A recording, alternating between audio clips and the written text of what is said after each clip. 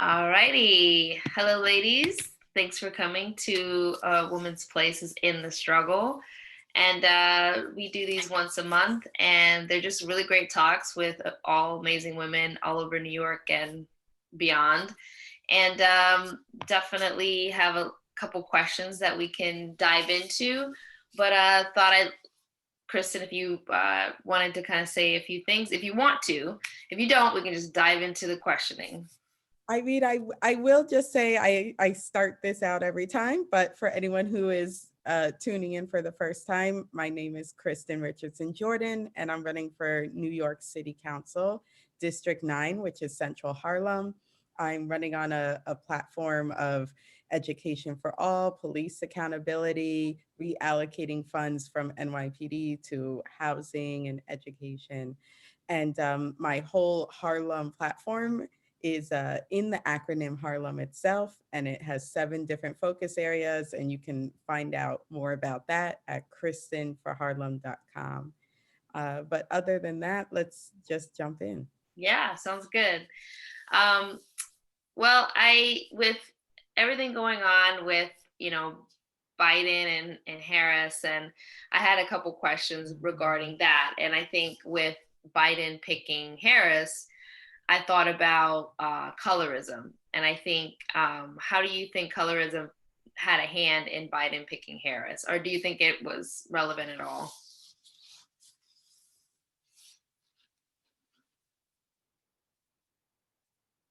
Because there were a couple women that he could have picked that were, you know, I definitely have something to like say. besides Harris. You know what I mean?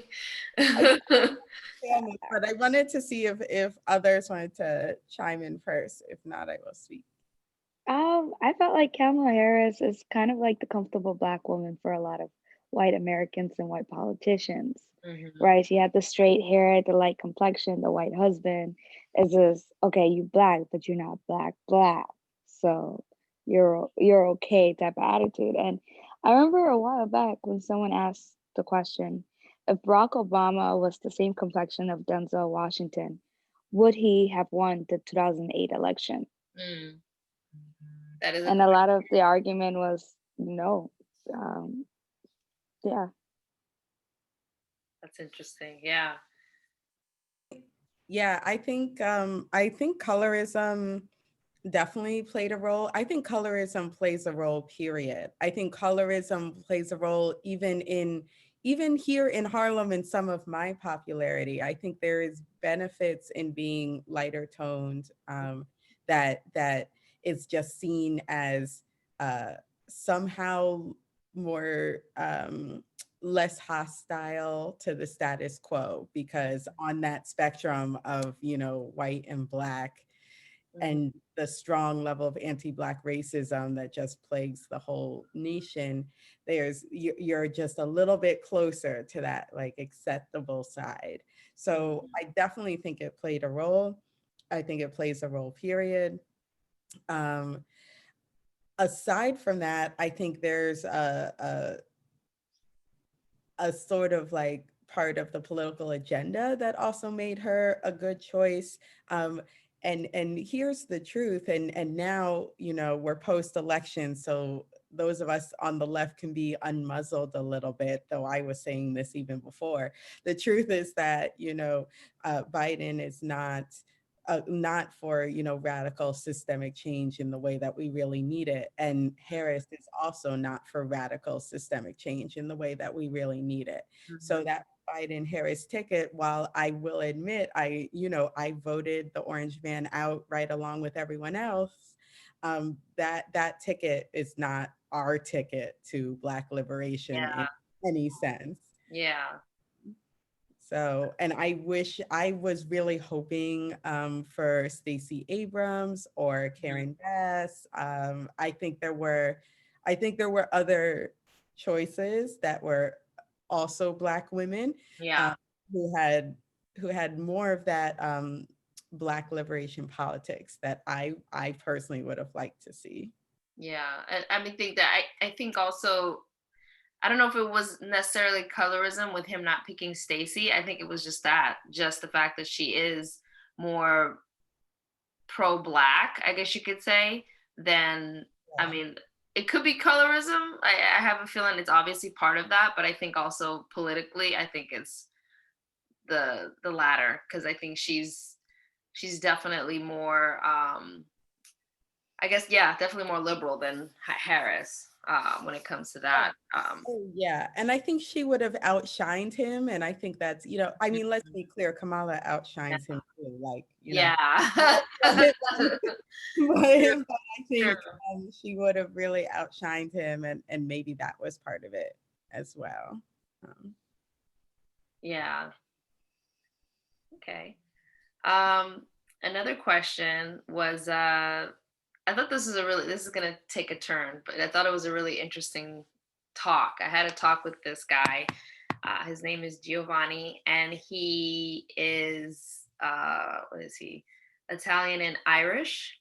And he said that there was an article he read about being anti incest. And I'm like, well, what is that? And he says, oh, it means that you love other ethnicities. So you don't like your own, you only like other ethnicities. And I'm like, They just thought that was a really interesting thing. And he says what it is, it dates back to, not dates back, but it's like you don't. I don't want this to be too controversial, but it's like he got my mind thinking when he said this, and he's like, well, if you do date someone that's your own race, it's almost like it's incest. So he's like, in my mind, I just feel like you should be dating other people, because then you're not, you get what I'm saying? It's just always an interesting topic. And I just thought, what is yeah, everyone else's thoughts about this? This is really like, I really I'm don't so confused. really get what before. you're saying. Never So, heard it before. yeah, right. Confused. I'm so confused. Question mark. I'm Silent, so confused. silent. What? Wait, so the argument is that we should not be dating someone of our own racial background? It's not necessarily an argument. It's more of like a thought provoking topic. Does that mean, like, basically, if I'm dating someone that's my own race, you're basically saying you are you're incest, like you're into like that, and it's like, huh? And then he's like, well, no, like think of it like, you know, you're, I don't know, it was hard to explain, but anyways, I just thought it was a really interesting thing. I thought anybody might have had any further thoughts about it. If not, we can move to the next question, but I thought it was really interesting. What was this Like, person smoking? Just out of curiosity. What was this person smoking? That's like thought that you have, like after smoking some weed. That's like some thought that you would have. Yeah, isn't it weird? Because we all look alike. So, isn't it incest if we date? Like what? Like that's conversation you would get from a 420 conversation. Not this is who you should be. Like it's yeah. That's I'm confused. That I just doesn't thought make it was any interesting, sense. and I want to look up this article that he said he read. Like, that's what I'm really curious about. Right. Roxy, you said you had your hand up. Yeah, it's just interesting. Like, I'll admit I'm not like a genius and being an English teacher, and I was like, wait a minute, wait a minute, wait a minute. I was like, I know anti is against, but I don't know, to be against your own cult, like, I don't get it. Like, I get people, I get it, right? I understand people who really don't date within their own culture, race, religion, etc. I Yeah, respect that. Or people who do, but I just don't understand this new concept, and I'm interested also in just reading this article, and I get really triggered with the word incest. Like, why would they yeah, put anti-incest? It doesn't make sense. yeah, Yeah. Because incest, sorry, we all know we're yeah, incest, yeah, yeah, and yeah, yeah. just But to use that, it's like, I really don't see, like, yeah, I guess I just have to sit with it, because I don't particularly understand the value judgment. I feel like more and more there's this just air of neoliberalism where people just really feel like as if like dating, if I'm a black person who chooses to date exclusively black people, then I have somehow missed the boat. I am somehow like reverse racist or some sort of weird Yeah. trope. And I feel like we really need to combat that as a community, because in terms of we're here in central Harlem, like in terms of like heritage and culture and pride and Black history. It's like, if I, as someone who is Black, and I am, want to date another who is Black, which I do, then that shouldn't be counted as a negative in any way, you Yeah. know. Yeah.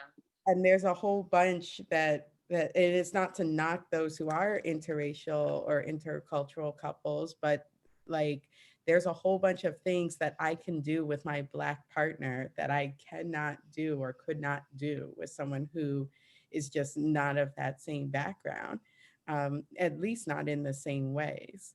And I don't think that gets to be like discounted or discredited, or somehow it's a knock against me because I have that value system. Yeah, I agree. I think that whole term is kind of demeaning to people who are feel safe dating within their race, and I agree. There's nothing wrong with it, you know. But I just thought it was an interesting thought that it's never even crossed my mind to even think that way. But it does bring up questions about like dating in general. I remember hearing different people talk about different Black men saying that they won't date Black women because of X, Y, and Z, right? And then like, so you have that happening too, or it's just across the board. It's just, well, I won't date within my race because of blah blah blah or whatever, right? And again, it's whatever floats your boat. But I think at the same time, it's like, if you don't want to date quote unquote a Black woman because she's loud or because she's this, it's like, that's where I'm like, okay, now I'm gonna push back a little bit, because it's like, you know what I mean? Like, what exactly are you looking for? Like, that's what it really boils down to. You want a woman that's not gonna question you. Is that what it really boils down to? Like, that's where I start to talk, and that's when I start to, ask those questions, because it can't just be about being loud, right? It's something else that's more deeper. And I had talked to a friend about that, and he's like, yeah, you're right. I think it is. It has to be something. Of course it is. It can't just be that. That doesn't make any sense, you know? So, what are your thoughts? I see, I'm just curious of what your thoughts are on that, especially with Black men not wanting to date Black women because of whatever, or whatever the case. Go ahead. Your head Oh my God, it's in so much internalized anti-Blackness and anti-Black women. It's so internalized where it's just like, okay, I hate myself. I hate the women who look like my mother. So I'm going to villainize Black women rather than it's weird because I was talking to a significant other of mine, and a lot of the people that I've seen or like dated or were in spaces had a period in their life where they said, I can't date Black women because of this internalized anti-Blackness of not accepting who they are and not accepting the Blackness. They wanted a very light skinned or white, partner rather than a Black partner because the hate was so internalized.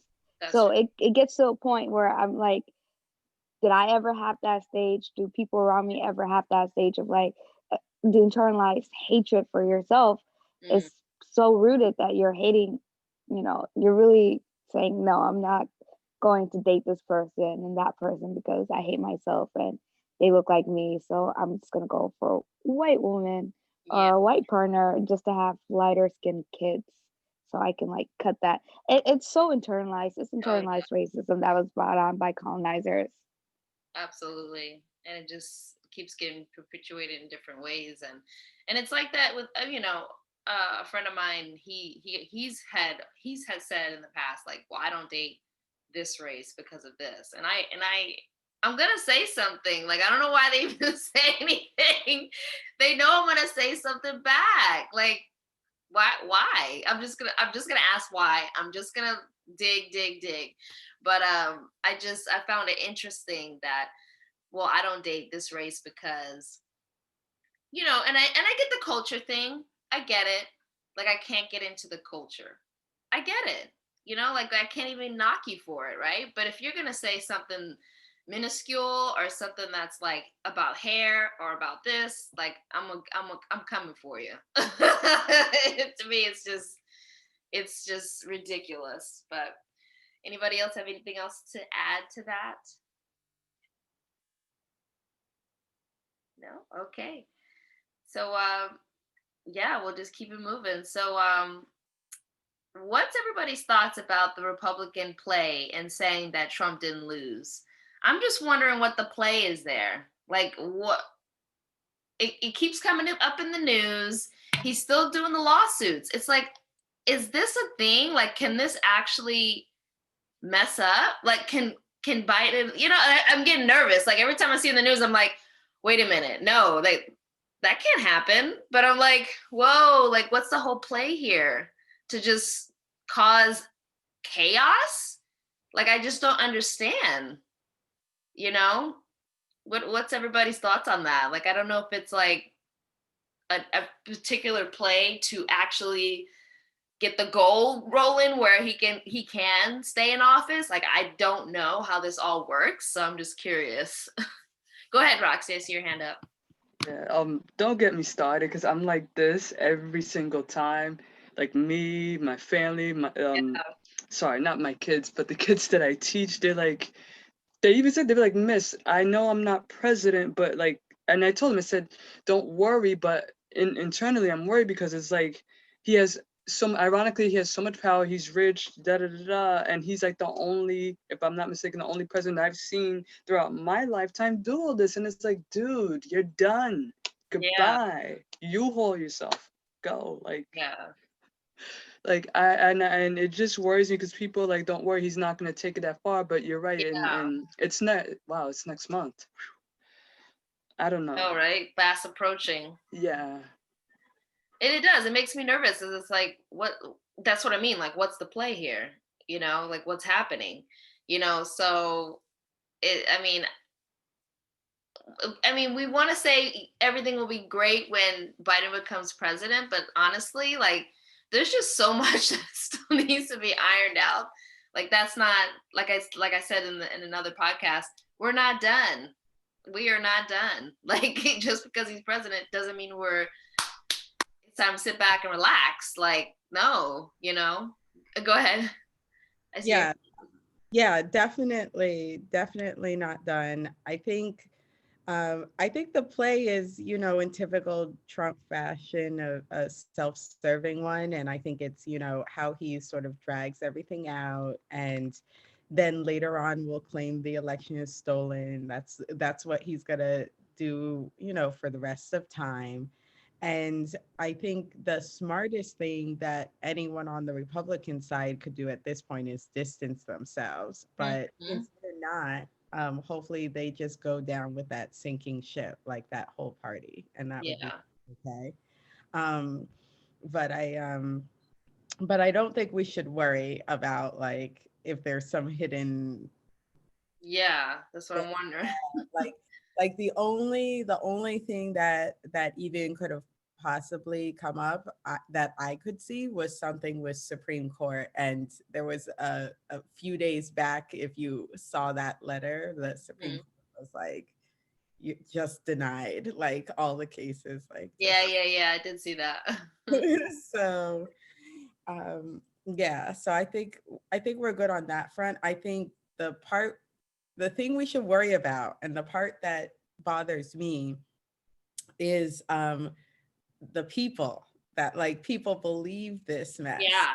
that there's a large number of people who believe that mess. That's what I'm worried about. That's what And I mean by chaos. It's gonna cause, you know what I mean? yeah, I don't think it will cause much with the transition. Mhm. I think, it will transition and it will be Biden, and we'll have sort of this middle of the road Democrat thing. And those of us who really want really deep, meaningful systemic change are going to have to as you say, like keep it pushing, like keep Yeah. on the ball. But I do worry in that, the right seems to go continuously further right. So I worry in that sense. Yeah. Oh, your hand's up, Ellie. Go ahead.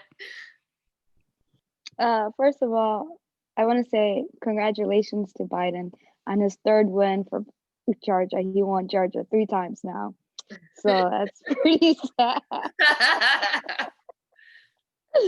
uh, no, it's just really funny. It's very entertaining. From I'm a history nerd, so like I'm a historian point of view. I'm like shit. I get to talk about this for the rest of my life. Tell my great grandkids about it and everything. Mhm. Um, but it is quite interesting. I agree with what Roxy and Kristen said, and also I've been like I just started laughing because I saw this video on Twitter where this guy was like, Trump lost the election, everything must go, so he was selling all their "Make America Great Again" hats, like everything must go. Clear the sale. And then, like a bunch of Trump supporters are like walking by and going like, Trump didn't lose. He's like, you get a discount by two get half off. Trump lost the election. Everything must go.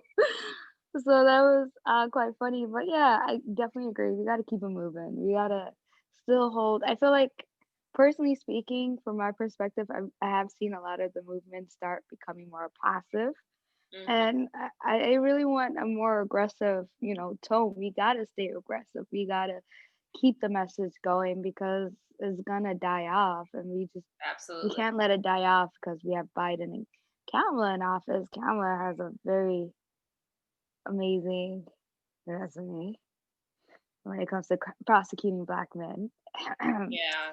and Joe Biden needs to do better. I remember Kamala saying not too long ago that they can't do anything about reparations.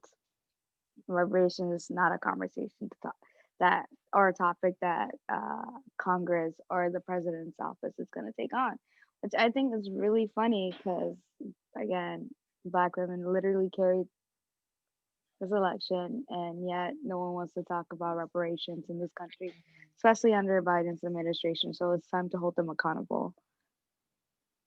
Yeah.